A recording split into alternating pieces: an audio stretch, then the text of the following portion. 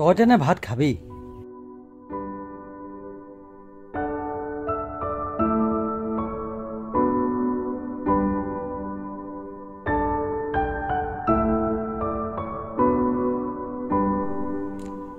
নৰসিংহৰ চাটনি, কোমোৰাৰ দাইল আৰু কেৰেলা ভাজি আছে, খাবি? কেৰেলা ভাজি খাব নোৱাৰি দেই, ইমান তিতা। মই খুৱাই দিম নেকি? তিতা মিঠা হৈ যাব। হ'ব হ'ব, বুঢ়া বয়সতো ইমান প্ৰেম ভাল নহয় দেই। আহো দে। সোনকালে আহিবি।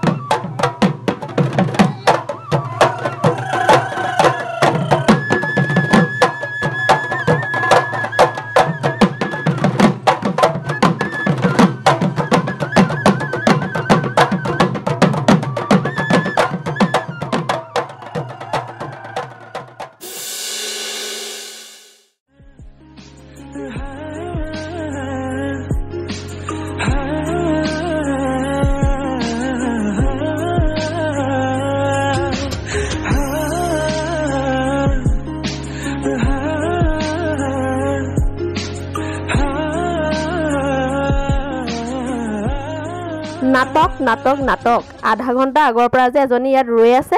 কাৰো খবৰেই নাই। আজি বোলে 10 মিনিট, কাইলৈ বোলে 15 মিনিট। আৰে নোৱাৰিলে আহোঁ বুলি ক'বই নালাগে। শুনিছ নাই মই কি কৈছোঁ? শুনিছো বৈচোন।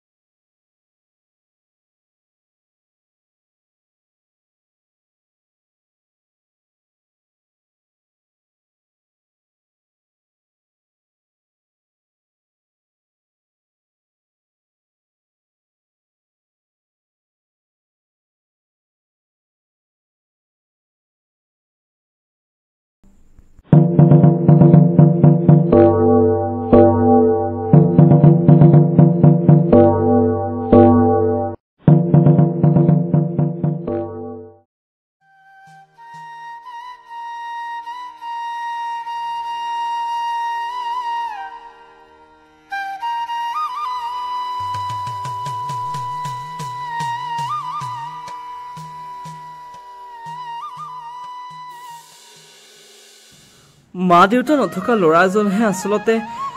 মৰম মানে কি বুজি পায়। তুমি ঠিকেই কৈছা, মৰমৰ অভাৱ পোৱা ল'ৰাজনহে আচলতে প্ৰকৃত মূল্য কি বুজি পায়। বাহ, বঢ়িয়া বঢ়িয়া বঢ়িয়া। তোৰ নাটক আৰু সংলাপত একদম দিল হিলি যায়।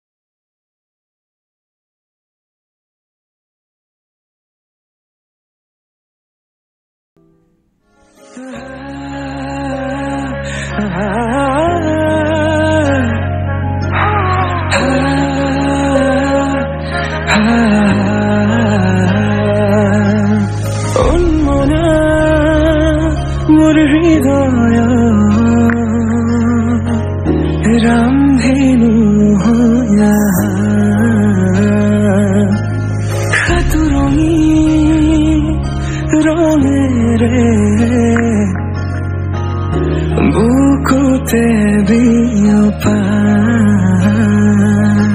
অভিমানীৰে কিনো কৈ গোপনে তুমিও শুনা না নীৰৱে বহেনীয়া মনতে স্মৃতিবোৰ সাঁচিছো আঁকোৱালি লোৱানা চৌপাশে প্ৰহেলিকা হৈ মোৰে কাষলৈ অহা এবাৰ খোজে খোজে থাকিব মৰম উশাহ নামিছে বুকু কঁপিছে তোমাকে দেখি দুটি নয়নৰ কি যে তুমি মোৰ মই তোমাৰ এক হৈ ৰম সদায় তই ইয়াতে আছ গোবিন্দা তুমি আহিলা যেতিয়া আৰু মোৰ কামেই নাই তেনেকুৱা নহয় নহ'লে তুমি এতিয়া যোৱাগে যোৱা ঠিক আছে হ'ব দিয়া ঘৰ গৈ মোক খবৰ দিবাগে কি হ'ল কচোন তোক কেনেকৈ কওঁ এতিয়া কি হ'ল বৰ্তা বৰ্তা কি হ'ল বৰ্তা মানে কি হ'ল বৰ্তা বৰ্তা আৰু নাই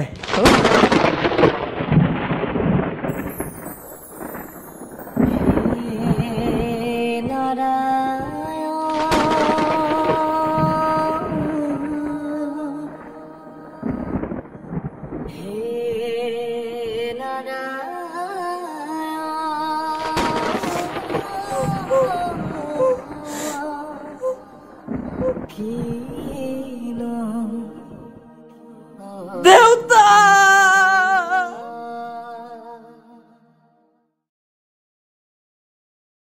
ছমাহ পাৰ হৈ গ'ল তই এনেকৈ বহি থাকিলে হ'ব জানো খুৰাৰ মৃত্যুত ময়ো দুখী কিন্তু জীয়াই আছো যেতিয়া কিবা এটাতো কৰিবই লাগিব মই চাকৰি কৰিম নাটক চাটক আৰু এইবোৰ একো নকৰোঁ চাকৰি কৰ কিন্তু নাটক কিয় বাদ দিবি জান গোবিন মাৰ মৰমহে আচলতে আচল মৰম বেলেগেতো ৰূপ লাৱণ্য এইবোৰ দেখিহে ভাল পায় কিন্তু 10 মাহ 10 দিন গৰ্ভ ৰখাৰ পাছত যেতিয়া নিজৰ সন্তানক নেদেখে তাৰ পাছতো মায়ে কিন্তু নিজৰ সন্তানক বহুত ভাল পায় আৰু মোৰ সেই মাও সৰুতেই টকা নোহোৱাৰ বাবেই আজি মই ঘাট মাৰা অঞ্জুলে বিহু নাচি ভাল পায় তাই ষ্টেমিনাও আছে গতিকে তাইক প্ৰথমতে বিহু নচুৱাম তাৰপিছত কি হয় আৰু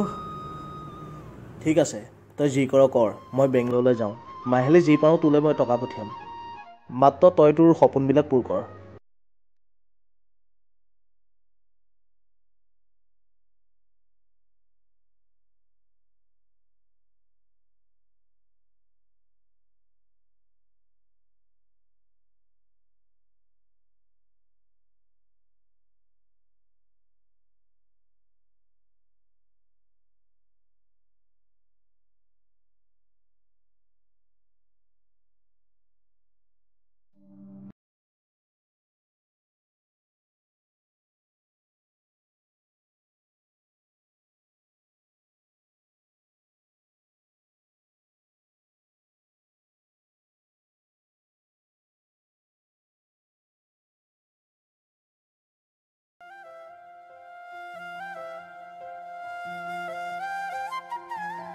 কি হ'ল তই মোক বিহুৱতী নচুৱাব খুজিছ মই ভাল পাইছো কিন্তু ইমানবোৰ পইচা তই পালি ক'ত তোৰ কাম হ'ল নচা তই নাচ তই এইবিলাকৰ মাথা মাৰিব নালাগে ক'ৰবাত যাবৰ সময় এইবোৰ কৰিব নাপায় আহ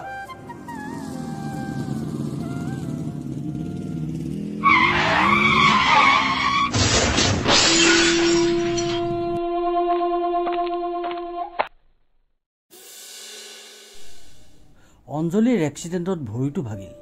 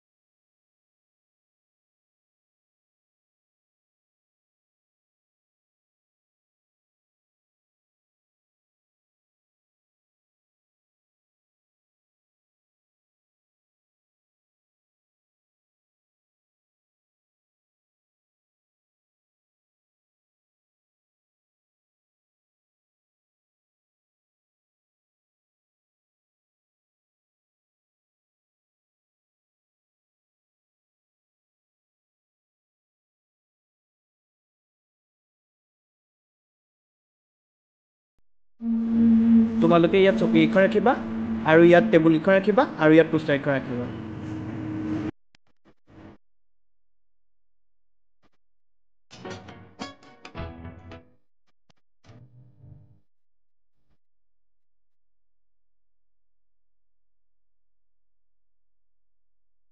দাদা কওকচোন অডিশ্যনৰ বাবে আহিছিলোঁ কোনে কৰিব আপুনি নে আপুনি লুকবোৰ কিবা আধৰুৱা যেন লাগিছে ইনষ্টাগ্ৰামত ফলোৱাৰ্ছ কিমান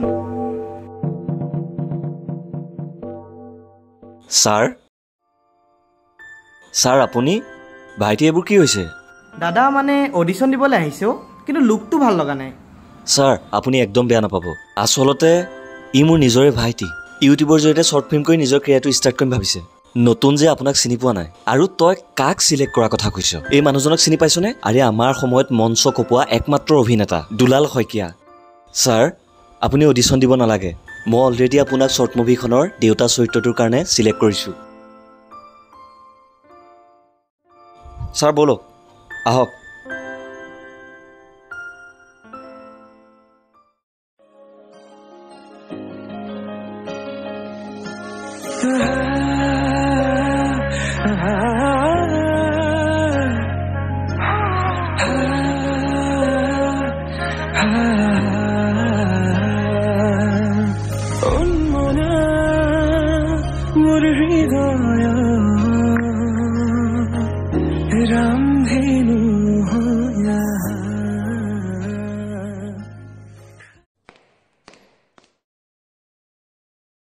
দুলাল দা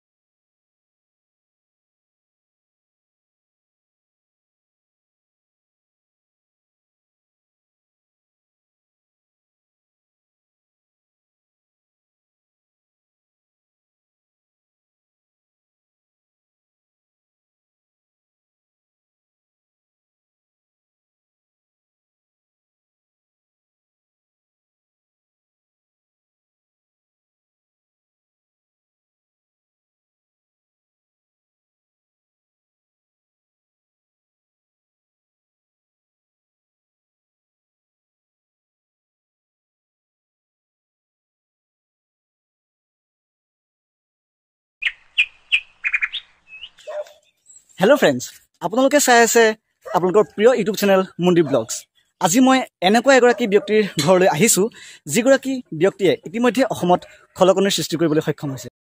এখন চুটি ছবি যাৰ নাম সপোনতো দিঠকত এই চুটি ছবিখনে এতিয়া সকলোৰে মুখে মুখে প্ৰচলিত হ'বলৈ ধৰিছে ছবিখনত অভিনয় কৰি সকলোৰে মন প্ৰাণ চুই যাবলৈ সক্ষম হোৱা সেই বিশেষ ব্যক্তিজনেই হ'ল দুলাল শইকীয়া এইখনেই হ'ল দুলাল শইকীয়াৰ ঘৰ গতিকে আহকচোন আমি তেওঁৰ কাষলৈ যাওঁ এয়া দেখিছে মোৰ নিচেই কাষতে দুলাল শইকীয়া বহি আছে এয়া দেখিছে আমাৰ সন্মুখত দুলাল শইকীয়া দাদা আপোনাক আমাৰ চেনেললৈ স্বাগতম জনাইছোঁ পোনপ্ৰথমে ছবিখনৰ সফলতাৰ কাৰণে আপোনাক অভিনন্দন জনাইছোঁ দাদা আপোনাৰ ছবিখনে সফলতা লাভ কৰাৰ পাছত আপুনি এতিয়া সপোন বুলি ক'লে কি বুলি ক'ব সপোন এজন মানুহে দেখে কিন্তু তাক দিঠক কৰে বহুকেইজনে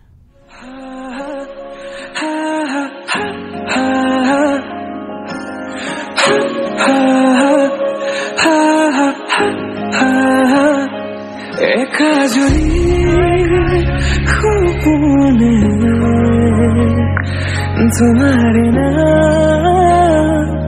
सियारे तुम्हार खुमार होबो को তুমি জানো বুঝানে জনহিয়াতে তোমার কাহিনী ভাল পাওঁ বুলি এবাৰ কোৱা হবানে সাৰথি সপোনৰ সুৰভি হাততে হাত ধৰি